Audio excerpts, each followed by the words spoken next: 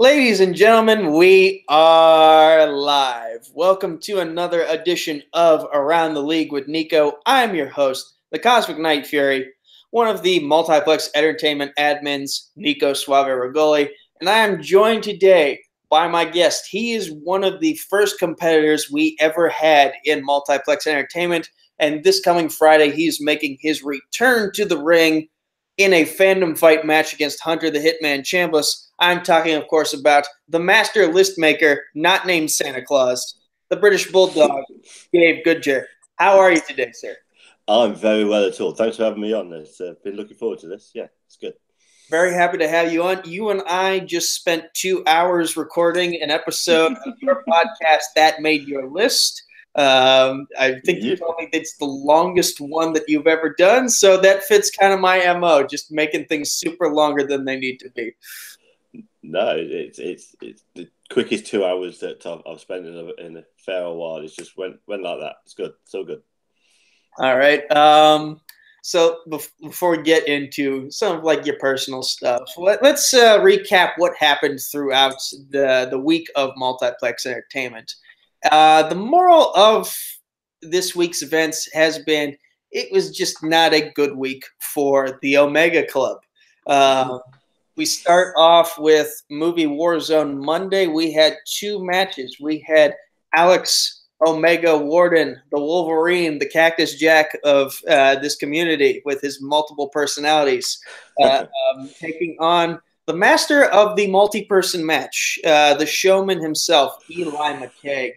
And this match was very close, and it just came down to the 3rd round, in which Alex got questions about movies that he has not seen and does not care to see.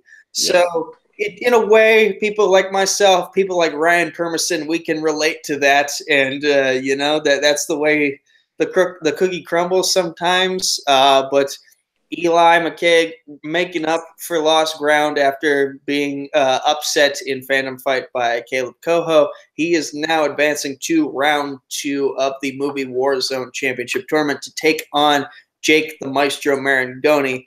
What are your thoughts on that, Mr. Goodger?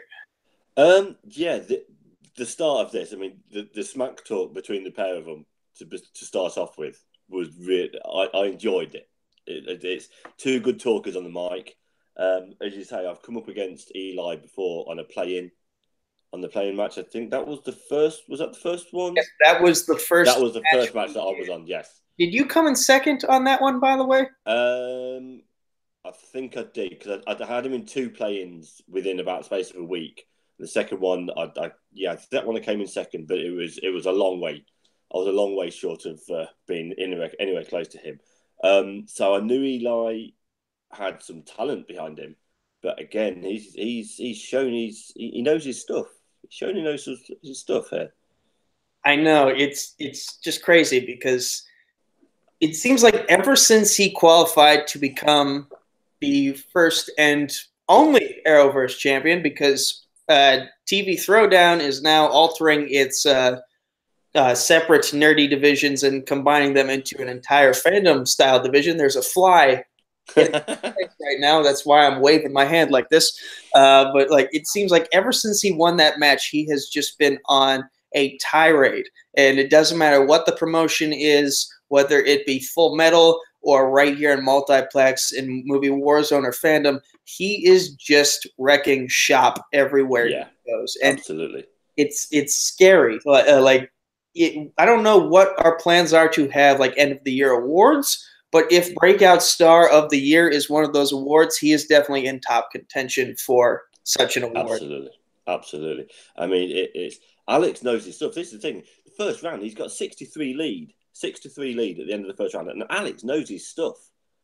It's not as if you're coming up against I hate to say bad of a fellow Renegade Angel. It's not as if he's coming up against Chris Clark. Yeah, this is Alex who for a long time now, since way back to when we did the Schmodown reactions in the MTS League way back then, Alex has proven he knows what he's talking about. And to come up with a lead like that and then pull the result out at the end, it's an impressive result, this one. Oh, absolutely, absolutely. Like Alex is definitely no joke. I have faced him 3 times in 2 different divisions. He has given me hell in all 3 of our matches, and like he has been at the top of any and every and any league that he's competed in, be it the MTS Reaction League, be it Worldwide Movie Trivia, where he was just recently in contention for a #1 contenders match to Chance Ellison's championship over there, to being in the semifinals of Fandom Fight, which we will talk about in a couple minutes or so, and just to get eliminated in the first round after being #2 for the tournament seeding, by a play-in match winner. Like, Yeah. It's unprecedented. It's scary. It's Yeah. scary how good Eli has become in such a short amount of time. No, absolutely, absolutely. It's, I mean, the two that he missed as well, that Eli missed in the first round, they were tough questions anyway. So it's not as if he's missing easy ones, but yeah, I reckon Eli's got some he's got some moxie on this. It'll go well. Do you remember what those questions were? Off the top of my head, no. I know the ones that I didn't know the answer to either, which doesn't mean a great deal. But yeah, I'm going to show it on mine. It's showing we're off air on the top corner of mine, so I don't know if we're still live. What's that? It was showing us being off air on the top corner of my screen, so I don't know if you're still showing us live. Mine still says live, and That's right, that's still good. I have link ups. I have the YouTube link up, so it still says we're broadcasting. I'm not panicking anymore then. Okay. So moving on to match number 2 of Movie Warzone Monday, we had a long-awaited return to trivia competition for 2 competitors. One a much longer-awaited return than the other. Excuse me. Number 8 seed versus number 9 seed. We have Thomas the Truth Eanes welcoming Sean Sicario Sandberg back to the Schmodown fan community for the first time in months. And the best way I can describe this match is it is someone who had a good game getting trounced by someone who had a great game. Absolutely. Both of them had strong round 1s, but round 2, it just came down to someone having an okay round 2 versus someone who had a great round 2. Sean Sandberg getting his strength of Tarantino films, and he used that strength to blow Thomas out of the water, getting a second round knockout. Yeah, absolutely. And absolutely. putting everyone in the tournament on notice as well, including his next opponent, which I don't believe I can say just yet. Did that match drop? No, that match did not drop yet, so I can't say. Never mind. You got to remember, not everyone has the behind-the-scenes access that I do. So, yeah. But give us your thoughts on that match. Yeah, the first round, as you say, it was nice and close. It was only 6-4 at the end of the first round. Some deep cut ones. The chopper, straight off the bat, the very first one with Eric Banner and Chopper it's not a really popular and widely seen film. That one in the man with Scaramanga. Tim Smith tried to pronounce Scaramanga though. It's yeah. I'm trying to figure out who is funnier at getting names and pronunciations wrong. Tim Smith with some of his, or Chris Clark on a lot of his pronunciations of words. Again, yeah. This match was obviously done and dusted in the second round though. Thomas, it was just bad luck with that wheel. I mean, just only 1 point from a possible 8 on Oscars, and then with Sean getting 3 steel points as well, it just set the tone then. And then when he got Tarantino, I think it was all over as soon as that ended up on that. Oh yeah. Like Sean Sandberg proving that he's back, he's ready to compete, and he is out for blood, ready for that gold. And, again, just a tough Monday for the Omega Club. It did not work out for either member, did not work out for Thomas, did not work out for Alex.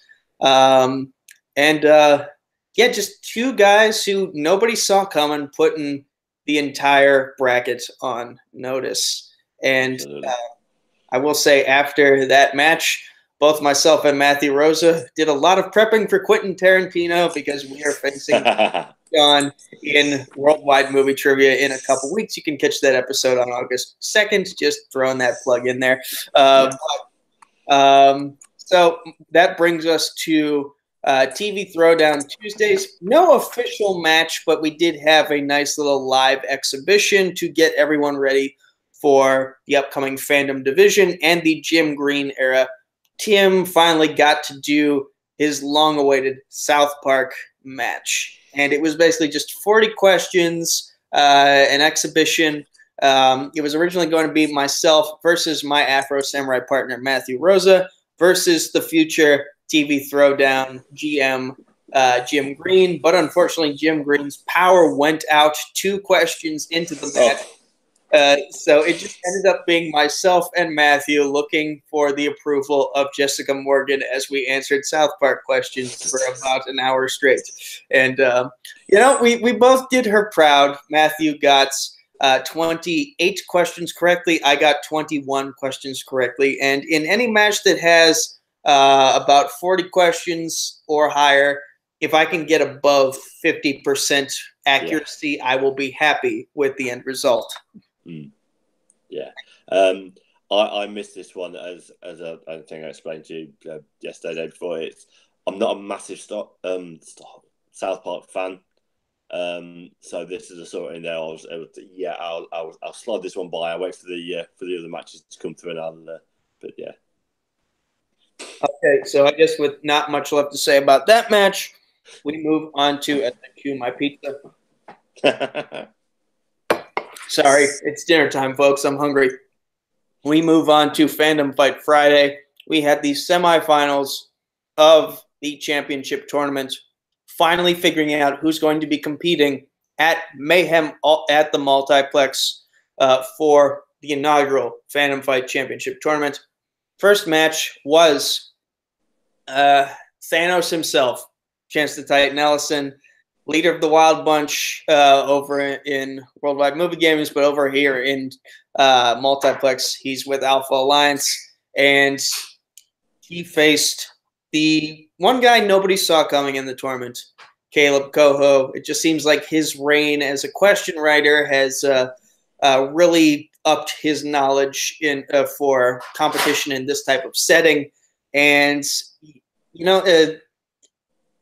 he did well, and then in the third round, Chance just found momentum that Caleb could not pick up, and it ended up with the result everyone expected. Yeah. Ellison moving on to the finals. Yeah, this is one that was queued up to watch. Life has got in the way of this weekend, and it's just run out of time to watch it in time. Okay, so basically you have my description of what happened. Yes, absolutely. Like Caleb did his best to hold his own, but it just was not enough. And Chance just kept the ball rolling in his favor, was smart in round 3, made the right bets, and now he moves on to Mayhem at the Multiplex to take possibly belt number 5 out of all these leagues.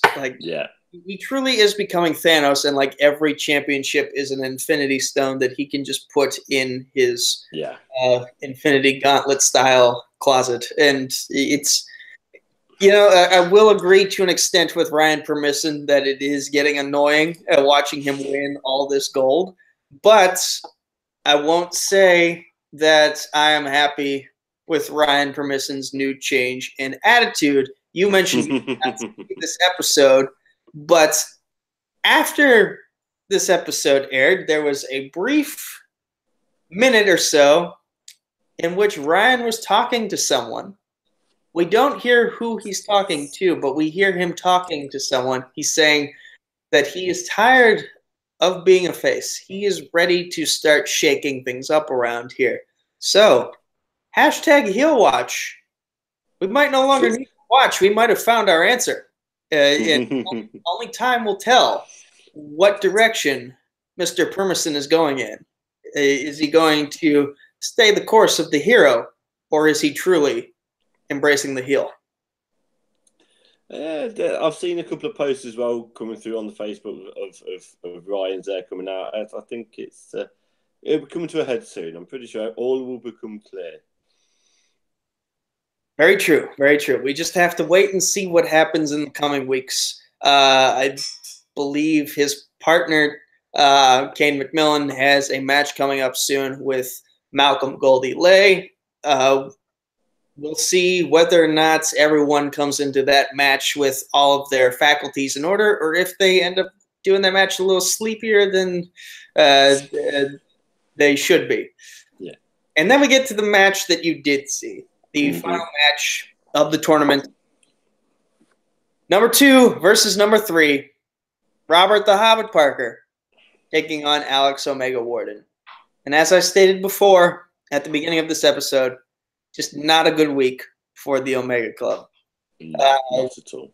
Robert Parker was just on his A game. Like, ever since Multiplex started, he has really upped his game because I think he's seen how many times gold has slipped through his fingers. I feel like his loss to Chance in Jack of All Trivia for the Inner Geekdom title really motivated him to step up his game, as I got the gist of from last week's episode of Around the League. And the proof is in the pudding. Robert is showing that he wants to be a champion. Yes. And he made, I don't want to say light work of Alex, but he made the work as light as he possibly could with Alex. And just, now here we are. Mayhem at the Multiplex is going to be number 1 versus number 2. Chance the Titan Nelson taking on Robert Parker. Yeah. 2 Alpha members, which makes me sad a little bit because the same 2 guys we expected to win now facing off for the title. But what are your thoughts? Robert was an absolute beast in this match. Absolutely. I spoke to him. He was last week's guest on the podcast. Again, an absolute blast talking to him. Knows his stuff about general films. As soon as you get into these Inner Geekdom, these Fandom Fight questions, he goes to another level. Missed one question in the first round. I can't remember what it was now. But coming out of the first round, again, against Alex, who has said before, knows his stuff, especially in fandom as well. He's a guy who knows his stuff in normal trivia. But on the Inner Geekdom questions, again, Alex knows his stuff even more. But to come out of that 3 points down to Robert, it just tells you the level that Robert was playing at there. Oh, yeah. And, it's crazy that we have competitors this good. Like, I teased at the end of Robert's interview in Around the League last week. Hey, there's a rumor going around that you're Schmodown bound. Now, I can't disclose where that rumor came from, and I don't even think Robert knows where that rumor came from because it seemed to surprise him as much. But when you're this good, Christian Harloff definitely has eyes on you, and I feel like absolutely it would be crazy if Christian Harloff did not have eyes on Robert Parker because just anyone who has upped their game that much, he can definitely give the Jason Inmans a run for their money. Absolutely. I mean, on Harloff was commented on another post that I seen on Facebook earlier on, asking for who's the stars in, I can't remember which one of the leagues he commented on. Was it Full Metal? Was it right? He was on, so he's got his eyes on us, on the leagues that are around feeding off the Schmodown and being fans of there. So it wouldn't surprise me if looking for fresh meat for the Inner Geekdom ones, if Robert Parker gets a call up, if Chance doesn't get a call up. So, yeah. Oh, absolutely. So, with all that out of the way, just want to mention, Jim Green apparently has trouble seeing the color green. That's another thing we learned at the end of that tournament, that you be careful how you space out the formatting of the Google Docs for questions, because there's some colors he can't read through. Yeah. Was this the one where you had trouble with the italics as well on the end? Yes. We're making fun of people for not being able to read under certain circumstances. We're definitely going into heaven for that. Yeah. Okay. Okay. So now that we've gotten through this week's events, let's get to you and everything you've got going on. Now, as I mentioned before, you were in the very first match we ever had in Multiplex, which was the 5-person Fandom Fight play-in match number 1. And apparently you were also in the Fatal 4-Way first play-in match for movie Warzone as well. Yep. Both times, unfortunately, losing to Eli McCaig, who's just been on a roll. But you held your own. You held your own. You did very well in both matches. And, you know, after that Fandom Fight play-in, you called out Hunter Chambless. What about Hunter drew you to him?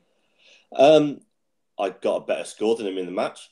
I came second, he came third. I wanted to get into a one-on-one match rather than go for the multi-man matches because it better showcases the players themselves rather than everybody else. And Hunter at the start was full of confidence, full of himself, being the hitman and all this. And I was like, I've just put you in your place in the multi-man. Let's see if I can't finish the job in a one-on-one. And speaking in terms of the future, how do you feel about your chances against someone like Hunter Chambless? I'm assuming you're very confident in your chances. Am I wrong? I have a certain confidence. In some cases, this is misplaced confidence. But when it comes to the fandom fights and the inner geekdom style questions, I know my stuff. Maybe not to the level of Robert or Chance, but I'm confident that the hitman will be missing his target. I like the pun. I like the pun. So what are your plans moving forward in terms of movie Warzone? I enjoy trivia. I enjoy watching films. I enjoy talking about films, as me and you in 2 hours, 14 minutes dedicated to. I just enjoy competing. I will, whenever you can allow a match to be time zones compatible for myself, I'll be there for whoever wants a match. All right. Yeah. And correct me if I'm wrong, but you were also set to compete in the TV Throwdown fandom. Yes. Which the play-ins were announced today. Do you remember who's in your particular play-in? No, I've missed that. I didn't realize the play-ins was up. That's because Jim didn't tag anybody in it. So that will explain it. let me look up who was in what. Okay, so play-in match number 1 is going to be Subrath Sharma, Richard Schwartz, Grant Gregory, Dan Skip Allen, Keith Cornelese, and Brooklyn Vale. Play-in 2 is going to be Dylan, whose last name I can't pronounce, Samantha Jean Newhams from House Night Fury, your boy Chris Clark, Jay Burns, myself, and my partner Matthew Rosa. In play-in 3, we have Caleb the King Coho, Malcolm Goldie Lay, Hunter Chambless, Ryan Permison, and Kane McMillan. So I would assume you might want to talk to Jim if you want. Yeah, because I thought I was lined up for that. It seems like he might have forgotten you. Yeah. I don't mean to put Jim on blast, but better we know this now so we can get this fixed later. Oh, absolutely. Yeah, I definitely put myself in Isaac, although we've had issues with getting hold of Isaac on Messenger for certain things. But I thought we'd put ourselves down for definitely for the team version of this. But for team fandom, yes, but I'm talking about TV. Right. Oh no, TV. No, I stepped aside of the TV stuff. I don't. Oh. I'm sorry. I've watched here and there with them, but I've missed way too much of the TV stuff to. Okay, that's my apology. I thought you said. No, so, that. But over here, we don't get a lot of the programs until you've had 3/4 of a series, or it was like Cloak and Dagger, Runaway, stuff like that. That it's really hard to find over here to get. So I start at a disadvantage and would never be good enough for it. So speaking of Isaac, what is it about him, the current movie Battleground champion, I might add, that drew you to him as a partner? He knows his stuff. I'm although, as you say, I've been around this lot since the Fan Reaction League and everything else. I'm relatively new to playing now. I took a step back. The time zones didn't help at all. And I needed someone that could help push me as much as I can help with him. And Isaac is a champion.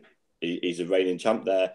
And we complement ourselves well with my gaps and his strengths. We'll mesh well together. Okay. So you feel like you two complement each other. In what ways? Like, are there I'm assuming there are categories that he has that he's better at than you are, and vice versa. Yeah, absolutely. Our strengths and weaknesses opposite each other. That's terrible English. We fill each other's gaps in well. All right. Okay, so this brings me to what I want to mention next. You've brought up Chris Clark multiple times. Now, we at Multiplex are still figuring out whether or not we are going to incorporate the Renegade Angels storyline into what we've got going on here. We're kind of just leaving that to Worldwide Movie Games for now. But so what I want to know, because like I'm very fascinated with what Chris Clark has going on over there. What drew you to the Renegade Angels? He was the first to ask. I put out a post a few weeks ago now saying I'm getting back into the league. I'm looking at taking more apart and seeing the factions and who wants it. And a couple of people were here and there. One was Atomic Nation and Jeremy, who I know very well, get on very well with. I sort of let that slide and carried on. Come back again. And Chris was the first one that actually reached out and says, would you like to join me? I'd not long since joined with Isaac to form the Knights of Knee. And he's obviously already part there with Chris. So it made sense that in that way. Okay, and are you legally obligated to say I am forever a member of the Renegade Angels? Yes, Clark. Yes. That I've never signed any contract to agree to that. Okay, because that's interesting. Because Robert was telling me about a non-disclosure agreement that he had to sign for Lord knows what that he was not allowed to disclose. But mentioning all his paperwork and how you are legally obligated to say, I am forever a member of the Renegade Angels. Yes, Clark. Yes. And also Evan and Abe are crap. Like Yeah, as I say, I've come to these factions late. There's history that's started off before I've joined. I'm here to compete. I'm here to prove that I know what I think I know. If Chris helps me with this, and the Renegade Angels help me with this, then the job is done. Now, you mentioned in a post, you and I have had this conversation privately, but you mentioned that Chris came to you a few days before you had actually posted this in public on Worldwide Movie Games feed, but you were throwing little feelers out for Atomic Nation and also House Night Fury. I'm just letting you know that, like, if you ever change your mind, we've got the door open. We'll let you know where the house key is. As I say, at the moment, I'm a Renegade Angel. Where the future lies, who knows? All right. Okay, so let's get to some questions. Okay. All right. Obviously, we got to start off with the Brooklyn Vale special. What is your favorite sandwich? Oh, yes. Bacon and cheese. Toasted bread, and I don't know if you guys get it over here. I think it's steak sauce you call it. We call it brown sauce. It's HP sauce. HP sauce. It's a spicy brown sauce, and yeah, that's the sandwich. He also asks, and this is to both of us, if you could sit down with any person currently living over an 8-course tasting menu and shoot the shit, who would it be and why?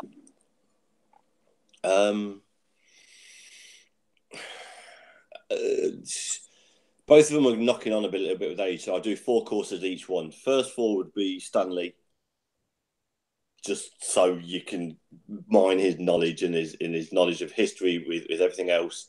And because he's getting on a bit, he'll probably need a nap, and I'll take George Lucas for the second 4 courses because I'd love to sit down and talk to George Lucas. My answer is a little different. I would go with Charlotte Flair. Oh, yeah. I feel like she'd have some stories. Oh, yes. Knowing her dad and her having gone through her own experiences in the business of wrestling, she would definitely have some stories to tell. Yeah. Her with Charlotte, I mean, her rise from being a non-wrestler, okay, fair enough, in the business, but a non-wrestler to being the level that she's at now is absolutely phenomenal in that length of time. She's done really well. Oh yes. Like I still remember days where I would go on wrestling related Facebook pages, and people would say, "Oh, she's the worst of the 4 horsewomen," and now she's basically the top. She's a standard bearer. Yeah, she's basically cemented herself as the best of the entire group. Yeah. Okay. Next we have Paul Oyama, and he asks you, favorite episode of your podcast. He also asks, film someone picked that most surprised you, pissed you off, and has anyone on the pod turned you onto a movie you really love? Favorite episode is, that's like asking me what's my favorite of my 2 children. My wife's asleep, so obviously I don't have to say the one that she appeared on. I won't tell if you don't. Nah, it's all good.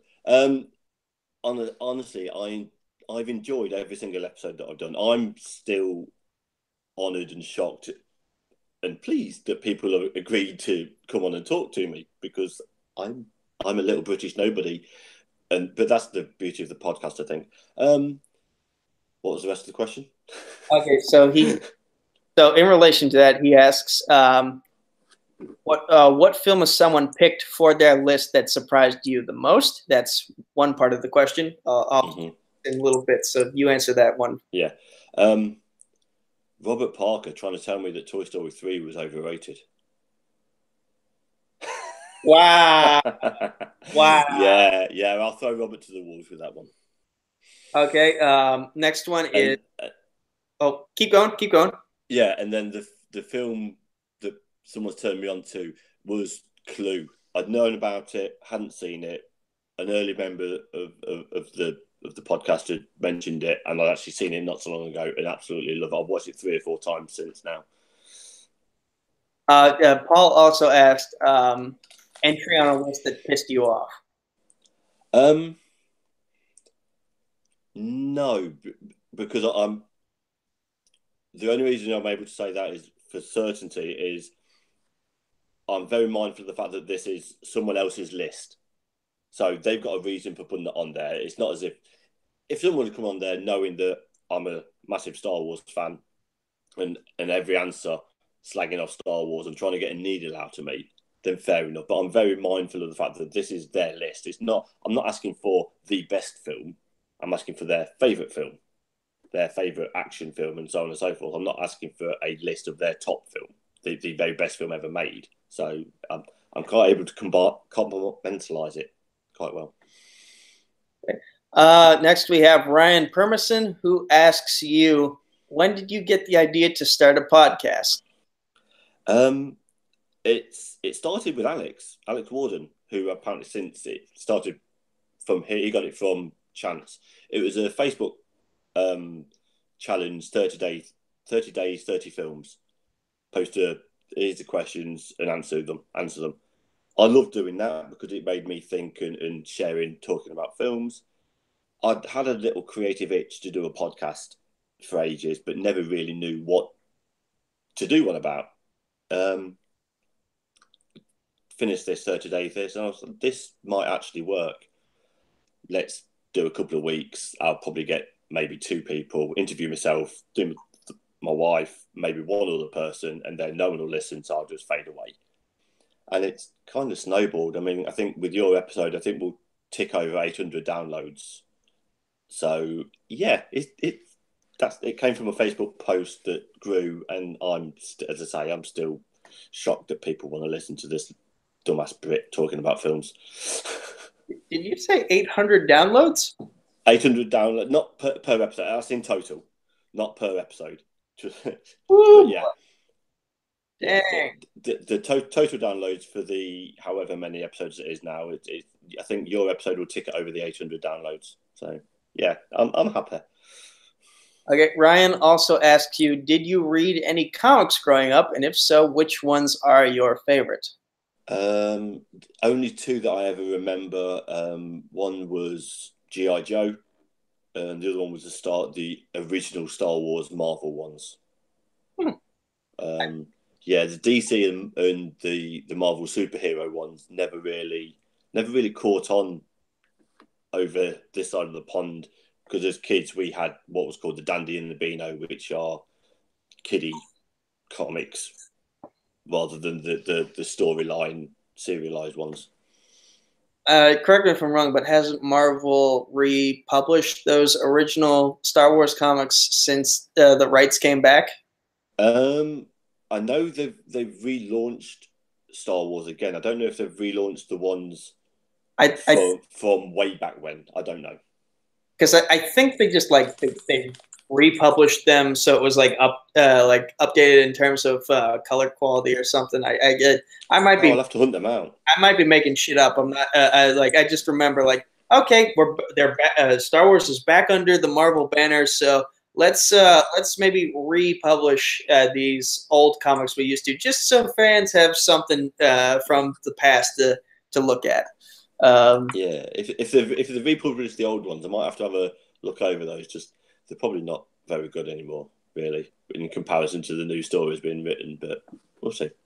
Okay. Again from Ryan, he asks, is there anyone you want to face in singles and in teams in the future? And there are a lot more Ryan questions on the way after this. God bless you, Ryan, giving us something to talk about.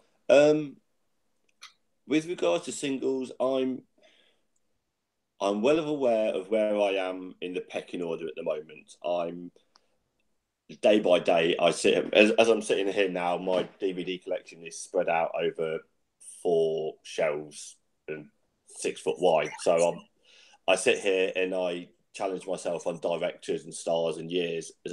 That's ongoing. So I'm hoping to get up to the level. I know where I'm based at the moment. I will play anyone. I will take anyone on. I might not win. I might surprise myself. I might surprise them. If they want me, they know where to find me. And in teams? The teams are not competing at all at the moment. So I'll have to see how well myself and Isaac do. Do we mesh as well as we think we are, or not? So that I'll have to wait until the first one's out of the way. Let me look up the Knights of Nine and just see whether we've got one game due to come up with Wisco. But yeah, that's not been nailed down to a date yet. Okay, just let me. I want to see who your opponents are. Just if I can find the post. I don't think I can find the post. Well, I'll look again later. Okay. Another one from Ryan. He asks, do you think the DCEU has a chance of competing with Marvel or other big franchises, or is the DCEU completely dead? Now, he writes DCCU, but I think he may have meant DCEU and just changed the name because. Yeah, I think they changed the name because the DCEU was just an unofficial one. I think the DCCU was what they wanted to call it, but there's too many C's. It's Detective Comics cinematic universe rather than extended universe. But do I think they'll get a chance to be as good as MCU? Not at all. They jumped in way too quick. They tried to get where Marvel was in the space of 3 films, whereas Marvel's got where it is now after taking 10 years and 19 films or however many it is. I think that fly's come over here to me now. I've got one buzzing around in front of my head. DC, they're yet to come up with a universally loved film. I think Man of Steel is probably the closest to it, and even that's got his haters. I'd say Wonder Woman gets more love. It's just that third act is so out of place from the rest of the film. Like, you could tell where Snyder might have had a say in where things go. Yeah. But when the second film of a cinematic franchise is a team-up movie, you've got no basis of history as to anything else. They tried to rush it, and they're struggling for it now, I think.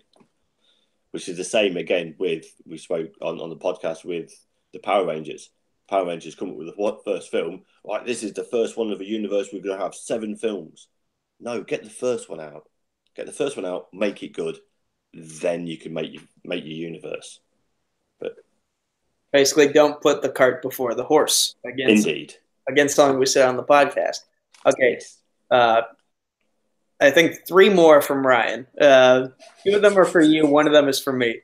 Okay. He asks you favorite films of 2018 so far, and he also asks favorite movie posters. Movie poster is The Usual Suspects. That's my favourite film of all time anyway. And the one of them lining up there in the lineup all along there, that is, for me, I love that poster. Favourite film of this year, there's 2 at the top and then one a surprise in third place. It's between Black Panther and Infinity War, with Solo in third place. I'm also looking at the poster right now. Not bad. I like it. Yeah, I like the poster. I love the film.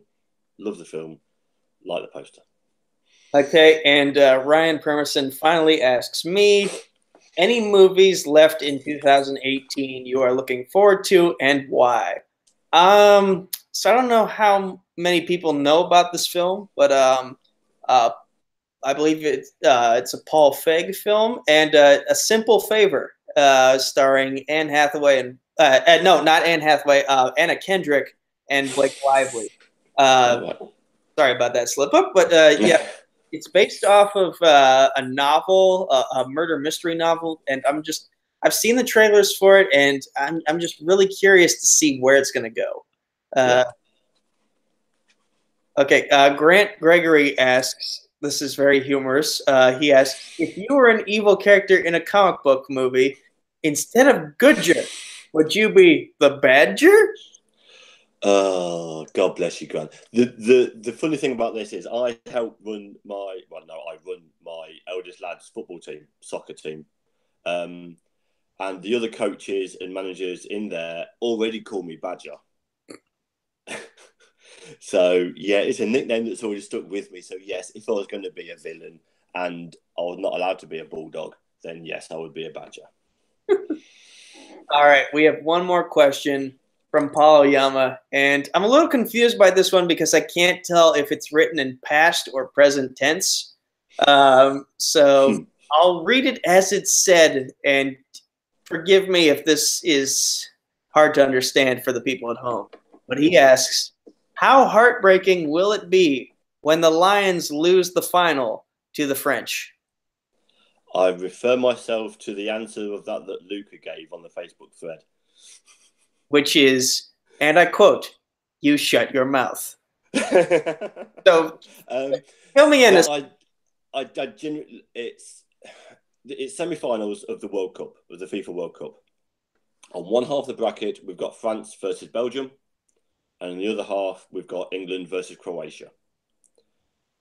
So basically, providing we get through Croatia and providing they beat Belgium, we will meet in the final, where we will inevitably lose to the French because they're a very, very good side. And yes, it will be heartbreaking. I will be crushed. Yes. Okay, so he's speaking in future. He's speaking in future tense. Although, to be honest, if we can get past Croatia, I reckon we've got as good a chance as anybody else. Once you get to the final, anybody can beat anybody else on any given Sunday. All right, that was our last question officially. But before we go, I just want to give you an opportunity to, if you have anything you want to say to your future opponent, Hunter Chambless, that you want to say right now, the floor is yours. Hunter, you've styled yourself as being a hitman. I assure you, you will miss your target with me. You are going down. You will lose. That's it. All right. Folks, this was Dave Goodger here on Around the League. But Nico, I'm sorry, we've been recording the two of us for 3 hours straight. It's very taxing. It's very taxing. So, Dave, where can the good people find you? Yeah, I'm all over the social medias on That Made Your List. That's Facebook, YouTube, Instagram. Twitter is at That Made Your, rather than That Made Your List, because someone's already nicked that. Yeah, come find me there. If you want to be on the pod, send me a message. We'll arrange a date. We'll get some of you on there. And you can find me on Facebook, Twitter, and YouTube at Nico Suave Regoli, NicoSuaveRegoli. And you can also find me here on Multiplex Entertainment. It's that name for the Facebook group and the YouTube channel. It's at Multiplex YT for Twitter, at Multiplex Entertainment Network for Instagram. And you can find me on the next episode, I believe, of That Made Your List with Dave. It'll be uploaded as soon as I've finished on here. So, yeah, it'll be 10, 15 minutes will be up. Awesome.